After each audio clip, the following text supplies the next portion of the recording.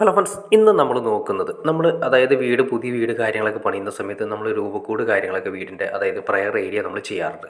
Prayer area ചെയ്യുന്ന സമയത്ത് നമുക്ക് പല ഡിസൈനിങ്ങുകളൊക്കെ കിട്ടാറുണ്ട്. പക്ഷേ നമുക്ക് അവസാനം നമ്മുടെ മനസ്സിനാണെങ്കിൽ ഇത് കിട്ടുമ്പോൾ എന്നാലാണ് നമുക്കൊരു സംതൃപ്തി വരാറുള്ളത്. പക്ഷേ നമുക്ക് അങ്ങനെ വളരെ സിമ്പിളായിട്ട് ഒരു ഓവറായിട്ട് വർക്ക് കാര്യങ്ങളൊന്നും വരാത്ത രീതിയിൽ ഒരുപാട് എക്സ്പെൻസ് വരാത്ത രീതിയിൽ സിമ്പിളായിട്ട് ചെയ്താൽ മനോഹരമായിട്ടുള്ളൊരു രൂപക്കൂടാണ് നമ്മളിന്ന് പരിചയപ്പെടുത്തുന്നത്.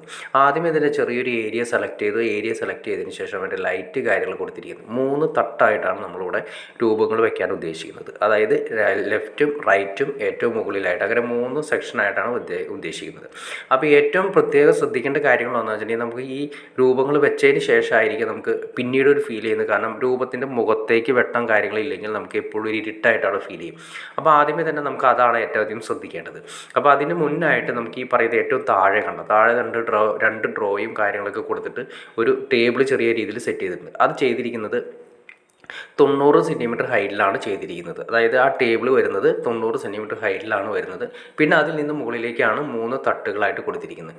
പിന്നെ അതിൻ്റെ കൂടെ തന്നെ ടെക്സ്ചർ വർക്ക് കാര്യങ്ങളൊക്കെ ചെയ്തിരിക്കുന്നത് കാണാൻ സാധിക്കും. അത് ജസ്റ്റ് വേണമെങ്കിൽ നിങ്ങൾക്ക് പെയിൻറ്റിങ്ങിൽ ചെയ്യാം, ഇനി അതിലെ മാറ്റ് രീതിയിൽ ചെയ്യാം, ഇനി അതല്ലെങ്കിൽ ഒട്ടിക്കുന്ന രീതിയിൽ തന്നെ പല ഡിസൈനുകളിൽ വരുന്ന ടൈലിൻ്റെ തന്നെ ഡിസൈനിങ് വരുന്ന രീതിയിൽ തന്നെ ഒട്ടിക്കുന്ന രീതിയിൽ തന്നെ സ്റ്റിക്കറുകൾ വരുന്നുണ്ട്. അങ്ങനെ നമുക്ക് ചെയ്യാം. വളരെ സിമ്പിളായിട്ട് തന്നെ നമുക്ക് എക്സ്പെൻസ് കുറച്ച് ചെയ്തെടുക്കാൻ സാധിക്കും. ഇനി എക്സ്പെൻസ് കൂടിയാണെങ്കിൽ അങ്ങനെയും ചെയ്യാൻ സാധിക്കും.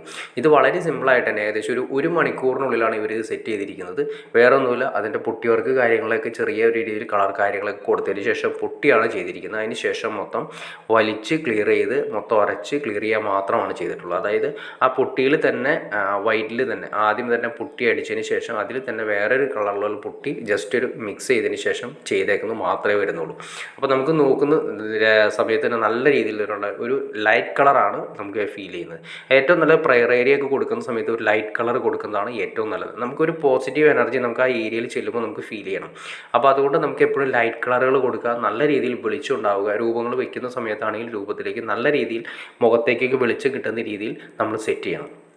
ഇതിപ്പോൾ നമ്മൾ കൊടുത്തിരിക്കുന്നത് നമുക്ക് LED സ്ട്രിപ്പ് കാര്യങ്ങളൊക്കെ കൊടുക്കാം സൈഡുകളിൽ. ഇത് അങ്ങനെയൊന്നും കൊടുത്തിട്ടില്ല. മുകളിൽ കൊടുത്തിരിക്കുന്ന പ്രൊഫൈലിൻ്റെ ലൈറ്റാണ് കൊടുത്തിരിക്കുന്നത്.